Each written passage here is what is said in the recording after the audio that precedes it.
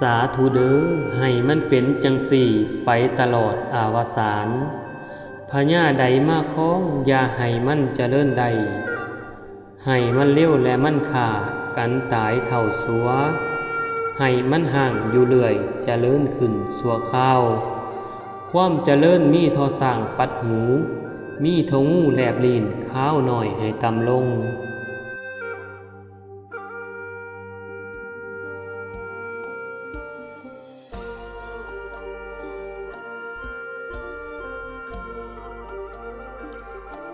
ในกาลครั้งหนึ่งเมืองเวียงจันทร์กำลังรุ่งเรืองไปในทุกๆด้านและเป็นมหาอำนาจในแถบลุ่มแม่น้ำคลองนั้นก็เกิดเดือดร้อนไปทุกย่อมหญ้า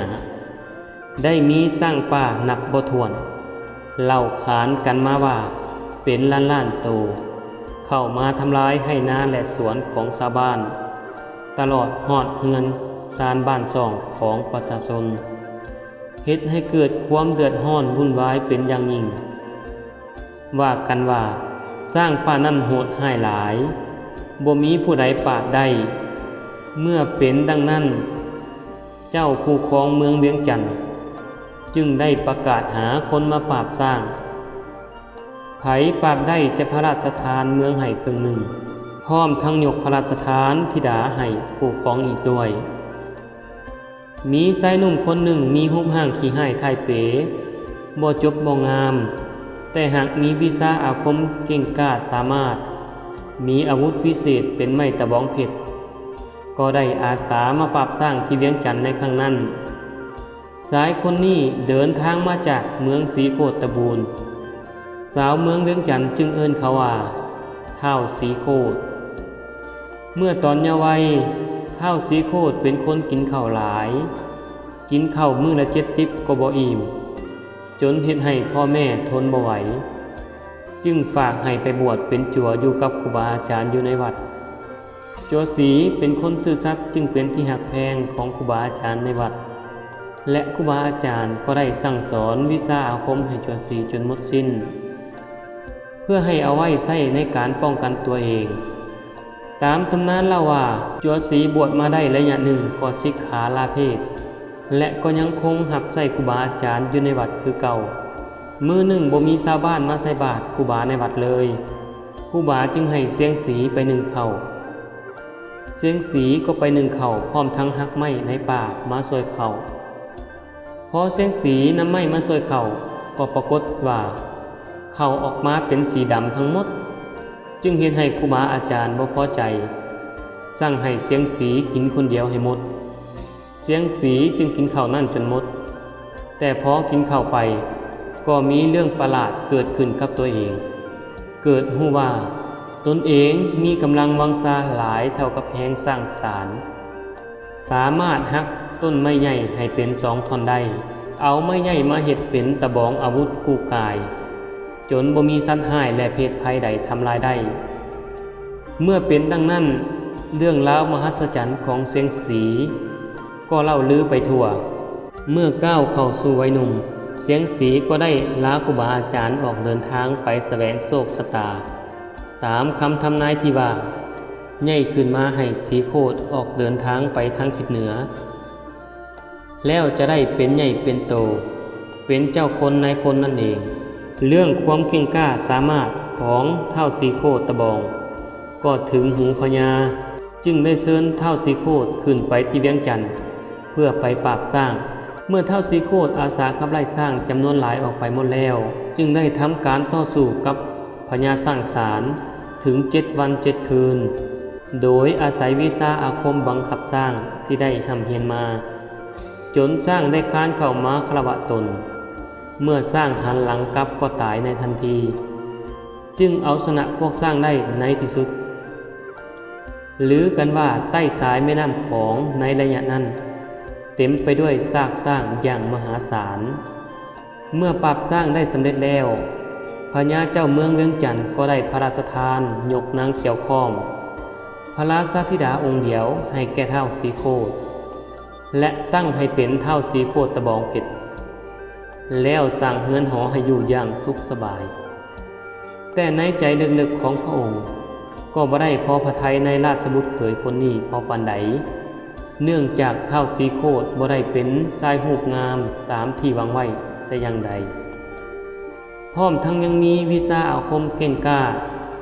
ก็เกรงว่าท้าวสีโคตจะมาเป็นเสี้ยนหนามแย่งชิงพระราชบัลลังก์ของพระองค์ในอนาคตนั่นเองฝ่ายนางเขียวข้อมเทวีเมื่อพบท้าวสีโคตครั้งทำอิฐก็บ่ได้พอพระทัยเท่าใดแต่ก็เกรงจะขัดพระทัยพระราชบิดาจึงตกลงแต่งงานกินดองคู่ครองกับท้าวสีโคตโดยบ่ได้โต้แย้งแต่อย่างใดต่อมาด้วยความดีและความซื่อของท้าวสีโคตจนเห็นให้นางเขียวข้อมรู้สึกสงสารและหลงหักผู้เป็นสามีในที่สุดด้วยความว่าพระเจ้าเมืองเวียงจันทน์ย่านท้าวสีโคตแย่งชิงราชบัลลังก์ก็หาใส่อุบายต่างๆเพื่อกำจัดท้าวสีโคตแต่ก็บ่สำเร็จผลตามพระประสงค์เพราะท้าวสีโคตนั้นฟันแทงบ่เข้าอยู่ยงคงกระพันอีกด้วยเมื่อเป็นเช่นนั้นพระเจ้าเมืองเวียงจันทน์จึงคิดอุบายขึ้น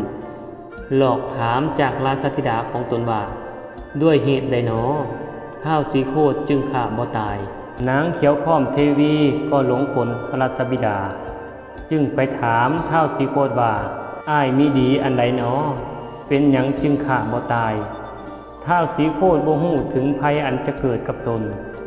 ด้วยความหักเมียจึงเล่าประวัติสมัยบวชให้เมียฟังทั้งหมดเมียก็ถามไปต่อว่ามีทางใดบ่ที่ผู้อื่นจะฆ่าอ้ายให้ตายได้ท้าวสีโคตบ่คิดว่าเมียจะฆ่าตนลงได้จึงตอบไปว่าเข้าทางหูเก่าเท่านั้นก็ตายดอกดังนั้นด้วยความซื่อของนางเขียวข้อมจึงนำเอาเรื่องราวนี้ไปเล่าให้พ่อฟังว่าจุดอ่อนของท้าวสีโคตนั่นก็คือหูทวารนั่นเองดังนั้นเจ้าเมืองเวียงจันทน์จึงคิดหาอุบายที่จะฆ่าท้าวสีโคตทันทีด้วยการเชิญท้าวสีโคตไปกินอาหารร่วมในท้องพระโรงและก็บริเวณใกล้ๆท้องพระโรงก็มีฐานหรือส่วมไถ่เอาไว้พญาเจ้าเมืองได้วางกับดักหอกไว้ในส่วมนั้นด้วยพอเสวยไปได้ระยะหนึ่งท้าวสีโคตก็รู้สึกปวดท้องนักจึงได้ขอพระราชทานพระเจ้าเวียงจันทน์ไปเข้าห้องบังคนนักหรือส่วมนั่นเอง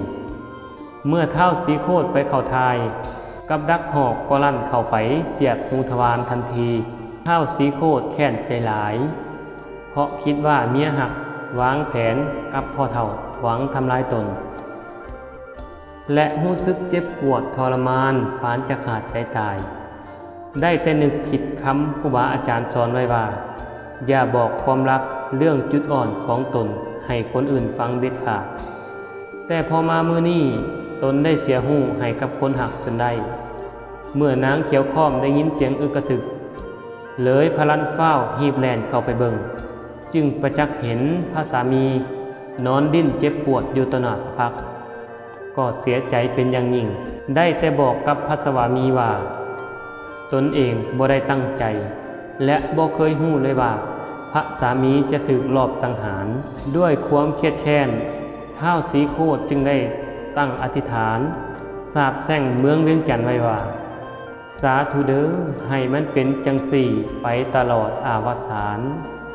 พญาใดมาค้องอย่าให้มันเจริญใด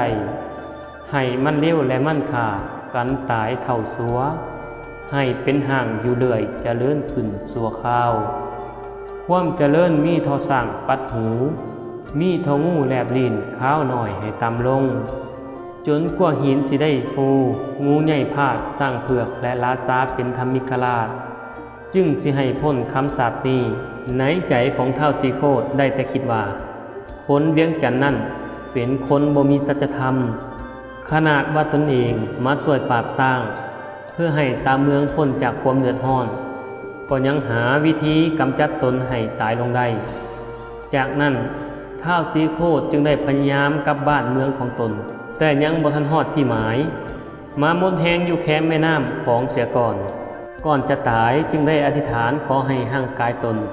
ถูกน้ำผัดไปแคมป์ฝั่งดินแดนสีโคตบูรณ์ด้วย ห้างกายของท้าวสีโคตรก็ผัดมาที่แคมแม่น้ำของประชาชนก็ได้นำห้างท้าวสีโคตรมาทำพิธีทางศาสนาได้สร้างวัดและพระเจดีย์ชื่อว่าพระธาตุสีโคตบูรณ์ที่บ้านม่วงสุมเมืองทะแขกแขวงขมวนในปัจจุบันหลังจากนั้นนางเขียวข้องฮู้สึกเสียพระทัยยิ่งแต่ก็บ่ฮู้จะเฮ็ดแนวใดได้จึงได้แต่เฮ็ดบุญสร้างวัดในสถานที่ต่างๆเพื่อรำลึกและขออโหสิกรรมนำท้าวสีโคตรเฮ็ดให้ปัจจุบันในประเทศลาวมีวัดต่างๆเกี่ยวกับประวัติของท้าวสีโคตรและนางเขียวข้อมจำนวนหลายแต่จังไดก็ตาม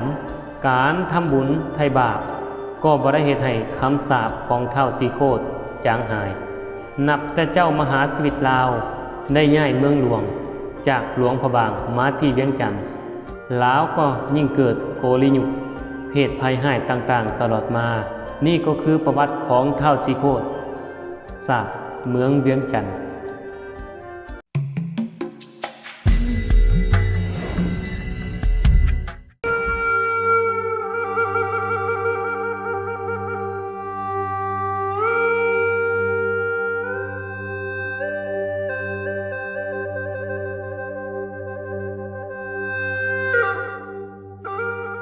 ตำนานปู่เยอย่าเยอปู่เยอย่าเยอนั่นเป็นผู้มีบุญคุณกับคนลาวหลายเล่ากันว่าดนนานมาแล้วมีเมืองหนึ่งชื่อว่าเมืองแถนเกิดอาเพศมีภูเขาลูกหนึ่งใหญ่มหึมาภูเขาลูกนี้ได้ใหญ่ขึ้นและสูงขึ้นไปเรื่อยๆจนถึงเมืองสวรรค์เป็นเหตุให้แสงตะเวนบ่สอดส่องลงมาให้ความอบอุ่นแก่พื้นแผ่นดินได้ผู้คนในเมืองแถนต่างก็ได้รับความเดือดร้อนจากความหนาวเย็นขุนบุลมเจ้าเมืองแถนจึงได้เรียกบรรดาเสนาอามาตย์มาปรึกษาหารือกันว่าจะเฮ็ดอย่างใดจึงจะตัดภูเขาที่สูงใหญ่นี้ได้ปรึกษากันแล้วก็บ่มีไผสามารถเหตุการณ์นี้ได้ก็เลยตกลงประกาศหาอาสาสมัครให้ไปตัดภูเขาลูกนี้แต่จนแล้วจนเล่าก็บ่มีไผอาสาในที่สุดก็มี2เผ่าผัวเมียชื่อว่าปู่เยอย่าเยอเขาอาสาไปตัดภูเขาลูกนี้เองคุณบุลมดีใจเป็นอย่างยิ่งที่ลงประกาศไปแล้วมีคนมารับอาสาถึงแม้นว่าในใจจะบ่คาดหวังว่า2ผัวเมียเฒ่าแก่นี้จะไปก่อการตัดภูเขานี้จะสำเร็จหรือบ่ก็ตามขุนบุลมชื่นชมในความกล้าหาญของ2เฒ่าจึงประกาศว่าจะประทานให้ทุกสิ่งทุกอย่างตามที่2เฒ่าขอมาดังนั้นเมื่อก่อนทั้ง2เฒ่าจะอำลาไปตัดภูเขา2เฒ่าก็ทูลขอไว้อย่างหนึ่งว่าถ้าพวกตนปฏิบัติงานนี้จนสำเร็จแต่เกิดเสียชีวิตลงขอให้ประชาชนทุกคนอย่าได้ลืมชื่อพวกตนว่าแล้ว2เฒ่าก็เดินทางมุ่งหน้าไปสู่ภูเขาสูงและลงมือใช้ขวานคมหยักตัดภูเขาลูกนี้ทันทีปู่เยออย่าเยอใช้เวลาตัดภูเขาเป็นเวลา3 เดือนกับ3 มื้อจนในที่สุดภูเขาลูกนี้ก็ถูกโค่นพังทลายลงแสงสว่างและความอบอุ่นก็กลับคืนสู่เมืองแถนตามเดิมแต่เป็นเรื่องที่น่าเศร้าสลดใจภูเขาลูกนี้ได้ถล่มลงทับปู่เยอย่าเยอตายทันทีเฮ็ดให้ชาวบ้านศรัทธาเฒ่าทั้งสองสืบต่อมาจนถึงทุกวันนี้เมื่อชาวบ้านจะกินข้าวจะทำการสิ่งใดมักจะเรียกหา2เฒ่านี้ด้วยคำว่าปู่มาเยอย่ามาเยอปู่กินเยอย่ากินเยอก่อนเสมอและก็จะทำสักการะบูชาทุกๆปีในขบวนแห่วอจะเห็นสุดปู่เยอย่าเยอมีหน้ากลมๆขนาดใหญ่เฮ็ดด้วยไม้ดูทาสีแดงตามตัวมีขนยาวลุงลังเฮ็ดจากฝอและมีตัวสิงแก้วเป็นสัตว์เลี้ยงสุดปู่เยอย่าเยอและสิงแก้วนี้เป็นของที่ตกทอดสืบต่อกันมาคู่บ้านคู่เมือง สืบทอดกันมาตั้งแต่อดีตจนถึงปัจจุบันและมีการซ่อมแซมกันมาตลอดเพราะทุกปีปู่เยือมักจะถึกชาวบ้านดึงขนออกไปผู้ละเส้น2 เส้นคนหลวงพระบางมีเคล็ดว่าถ้าใส่ขนของปู่เยือผูกข้อมือให้เด็กน้อยจะช่วยป้องกันพูดผีปีศาจและสิ่งชั่วร้ายเพศภัยต่างๆบ่ให้ล้ำกายเด็กได้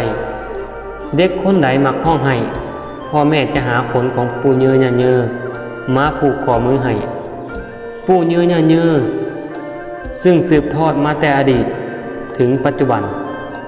พร้อมทั้งเฮ็ดพิธีเส้นไหว้และควบคู่กันทุกเทื่อก่อนสวมสุดปู่เยือมีบทบาทในพิธีกรรมหลายโดยเฉพาะช่วงบุญปีใหม่สงกรานต์ต้องร่วมในขบวนแห่วอทั้งขาไปวัดเชียงทองและขากลับวัดมหาธาตุต้องอยู่ในขบวนแห่พระบางออกจากหอพิพิธภัณฑ์รวมทั้งเป็นผู้ขึ้นทรงน้ำพระบางเป็นคู่ทำอิฐในวัดใหม่ปู่เยือจึงเป็นเหมือน1 ตัวแทนบรรพบุรุษของชาวลาวทั้งหมดตั้งแต่อดีตจนถึงปัจจุบันมาฮอดนี้เรื่องราวของปู่เยือก็จบลงไปนี่ก็เป็นเพียงเศษเสี้ยวข้อมูลประวัติเกี่ยวกับปู่เยือ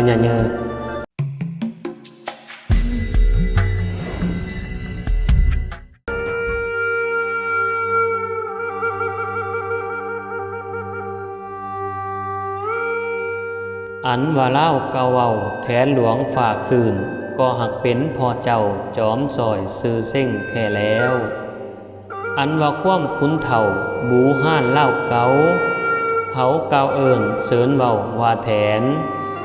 อันว่าฮู้ซี่ให้แปลงเป็น2 หมู่หนึ่งชื่อว่าเสือไทยเล่มลูกลาวหมู่หนึ่งชื่อว่าไทยวี่ไว้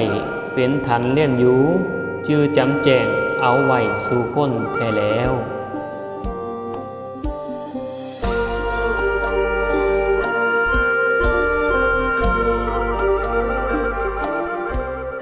นักประวัติศาสตร์ลาวหลายท่าน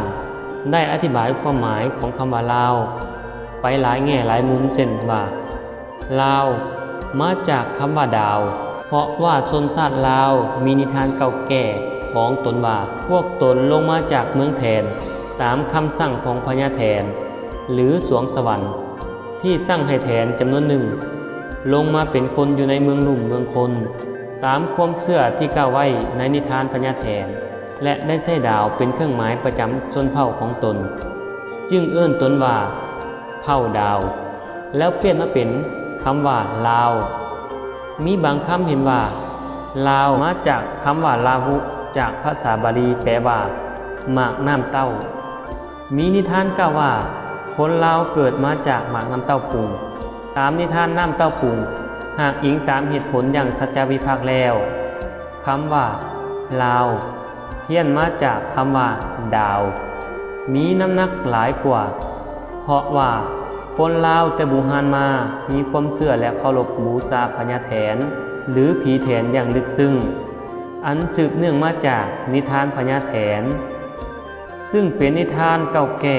ที่ได้บอกเล่ากันมาแต่ปางบูฮานแบบปากต่อปากอย่างยาวนานในปัจจุบันนี้ยังมีบางพิธีกรรมที่เป็นฮีตของประเพณีดั้งเดิมของชนชาติที่เคยมีชื่อว่าอ้ายลาวเส้นพิธีบวงสรวงบูชาแถนหรือการไหว้ผีแถนบางท้องถิ่นเอิ้นว่าผีฟ้าซึ่งก็หมายถึงพญาแถนนั่นเองในสมัยบูฮานมีการแห่ข้องบั้งจัดเป็นขบวนแห่เอาข้องบั้งมาตีให้เกิดเสียงดังคือดังเสียงกบห้องอยู่ที่หน้าข้องบั้งนั้นก็ได้ประดิษฐ์สร้างรูปกบง้อยอยู่หน้าข้องทั้ง4 ทิศเพื่อแสดงความหมายว่าเสียงข้องที่ส่งเสียงดังออกไปนั้นแม่นเสียงกบที่ห้องขอคนจากพญาแถนเมื่อศาสนาพุทธแพร่เข้ามาสู่สังคมชนชาติลาวนับถือแทนได้ค่อยลดน้อยถอยลงได้มีการฮิปโฮมเอาข้องบั้งที่ใช้ตีบูชาแทนนั้นมาหยุบล่อพระพุทธรูปแทนตัวอย่างการล่อพระเจ้าองค์ตื้อเมืองโสยอยู่ในแขวงหัวพันในปัจจุบันนี้ในซุ้มปีคศ 1560ได้มีการระดมให้ประชาชนเอาหมอดทองคองบังมาประกอบส่วนในการหล่อพระเจ้าองค์ตื้อจนสำเร็จเป็นพระพุทธรูปองค์ใหญ่ใช้เป็นที่เคารพบูชามาถึงปัจจุบันนี้ด้วยเหตุนี้ในเขตที่มีการนับถือพุทธศาสนาอย่างแพร่หลายจึงบ่ค่อยมีคองบังเหลืออยู่หลายย้อนคองบังได้ถูกเอาไปยุบหล่อเป็นพระพุทธรูปเพื่อเคารพบูชาของประชาชนลาวที่นับถือพุทธศาสนาส่วนความเห็นที่ว่าคำว่าลาวมาจากคำว่าลาวุภาษาบาลีนั้นมีน้ำหนักหน่อยกว่าเพราะว่าในสมัยก่อนนั้นการพัวพันของคนลาวกับชาวอินเดียที่เว้าภาษาบาลีคงยังบ่ทันมีและคนลาวคงยังบ่ทันรู้จักภาษาบาลีว่าลาวุพอที่จะเอามาเป็นชื่อของชนชาติตนภายหลังมาเมื่อศาสนาพุทธแผ่เข้ามาสู่ดินแดนลาวคนลาวได้เรียนภาษาบาลีแล้วจึงได้รู้ว่าคำบาลีที่ว่าลาวุแปลว่าหมากน้ำเต้านั้นได้สอดคล้องกับนิทานหมากน้ำเต้าปุ๋งจึงเอามาเกี่ยวโยงใส่นิทานน้ำเต้าปุ๋งว่าคำว่าลาวมาจากคำภาษาบาลีว่าลาวุเพราะว่าหมากน้ำเต้าปุ๋งให้กำเนิดแก่คนลาวเผ่าต่างๆเช่นไทยเล่มไทยวีไทยเลิงไทยลอไทยขวางตามที่กล่าวไว้ในนิทานน้ำเต้าปุ๋งนั้นปึ้มพื้นขุนบุรมราชาธิราชฉบับพิมพ์ออกโดยกรมวรรณคดีปีคศ1967ซึ่งแม่นมหาจูมจินตพจน์จดก่ายออกมาจากฉบับเดิมซึ่งเขียนใส่ใบลานเก่าแก่หลายก็ได้กล่าวเกี่ยวกับคำว่าลาวอยู่หลายบ่อนซึ่งบ่งบอกว่าคำว่าลาวแม่นหมายถึงชนชาติหรือชนเผ่าลาวเก่าแก่ที่พญาแถนทรงลงมาเกิดอยู่เมืองลุมแต่ยังบ่มีความเจริญรุ่งเรืองต่อมาแทนหลวงฟ้าคืนจึงได้ส่งลูกชายของตนชื่อว่าขุนบุรมให้ลงมาเป็นเจ้าปกครองเมืองลุมให้เจริญรุ่งเรืองอิงตามเนื้อในของพื้นขุนบุรมที่บอกว่าผู้แต่งพื้นขุนบุรมนี้แม่นลาวเก่าดังข้อความตอนหนึ่งที่กล่าวถึงแทนหลวงฟ้าคืนว่าเป็นพ่อของขุนบุรมเพิ่นกล่าวไว้ดังนี้อันว่าลาวเก่าเว้าแทนหลวงฟ้าคืนย่ำนั้นก็หากเป็นพ่อเจ้าจอมสอยซื่อเส้งแท้แล้วพื้นขุนบุรมดังกล่าวหน้า2อีกบ่อนหนึ่งกล่าวไว้ดังนี้อันว่าความขุนเฒ่าบูห้านเล่าเก่าย่ำนั้นเขาเก่าเอิ่นเสริญเว้าว่าแถนหนังสือดังกล่าวหน้าที่3บ่อนที่กล่าวถึงแถนซีเอาเล็กซีไปซีหมากน้ำเต้าปุ๋ง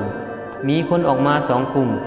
ได้ตั้งชื่อให้ว่าไทยเล่มและไทยวีทั้ง2ไทยนี่แม่นลูกลาวดังข้อความต่อไปนี้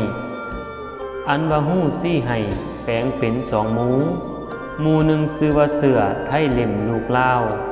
หมู่หนึ่งชื่อว่าไทยวีไว้เป็นฐานเรียนอยู่จือจำแจงเอาไว้สู่พ้นแท้แล้วหนังสือดังกล่าวหน้าที่26จากข้อความดังกล่าวนี้ได้ชี้ให้เห็นว่าคำว่าลาวแม่นชื่อของชนชาติที่มีมาถึงนานแล้วได้ขยายเผ่าพันธุ์ออกไปเป็นหลายกลุ่มคนซึ่งภาษาลาวบูฮานเอิ้นว่าไตหรือไทยแปลว่ากลุ่มคนต่างๆคำว่าไทยแม่นชื่อกลุ่มคนต่างๆที่สืบเชื้อสายออกไปจากลาวบูฮานที่เอิ้นว่าลาวเก่าหนังสือพื้นขุนบุรมกล่าวไว้แนวนี้จึงมีผู้เอาความหมายของคำว่าลาวไปเกี่ยวพันกับคำว่าลาวุที่แปลว่าหมากน้ำเต้าและได้เอาคำว่าลาวหรือลาวุไปเกี่ยวพันกับหมากน้ำเต้าผงหรืออาจแต่งนิทานอื่นขึ้นมาเองเพื่อให้เห็นว่าบรรดาเผ่าไตทั้งหลายได้เกิดจากหมากน้ำเต้าผงหน่วยเดียวกันซึ่งหมายความว่าแตกแยกออกไปจากชนชาติดาวหรือลาวที่มีนามว่าลาวเก่าตามที่กล่าวไว้ในพื้นขุนบุรมนั้นถึงอย่างไรก็ตามคำว่าลาวเพี้ยนมาจากคำว่าดาวเห็นว่ามีเหตุผลที่สามารถเป็นความจริงได้เพราะว่ามีหลักฐานหลายอย่างยังเห็นว่าบรรพบุรุษลาวเคยมีถิ่นฐานอยู่เขตภูเลยแขวงหัวพันนี่มาหลายพันปีแล้วในบริเวณอ้อมแอมภูเลย ได้พบเห็นหินประดิษฐ์สร้างเป็นรูปดาวปะไว้ตามหน่วยภูต่างๆอย่างหลงหลายเช่นภูเขารีบภูสามซุมหินประดิษฐ์สร้างเป็นรูปดาวนั้นแม่นสร้างขึ้นเป็นสัญลักษณ์ของเมืองฟ้าเมืองแทนตามความเชื่อที่กล่าวไว้ในนิทานพญาแถนนั้นคนลาวจึงเอาเครื่องหมายดาวมาเป็นชื่อชาติหรือชื่อชนเผ่าของตนเผ่าดาวชาติลาวคนลาวหลายท้องถิ่นโดยเฉพาะแม่นทางเขตภาคเหนือออกเสียงคำว่าดาวเป็นลาวคนลาวที่อพยพไปตั้งถิ่นฐานอยู่ทางเขตเหนือติดกับดินแดนจีนก็เอื้อนตนเองว่าคนลาวคือออกเสียงดอเป็นเสียงรอคนจีนจึงเอาคำว่าลาวนี่เป็นชื่อเอื้อนชนชาติลาวคือเอื้อนว่าอ้ายลาวหมายถึงชนเผ่าลาวและมีปรากฏอยู่ในบทบันทึกเก่าแก่ของจีนสมัยราชวงศ์หานอีกด้วยนี่ก็คือเศษเสี้ยวที่มาของคำว่าลาว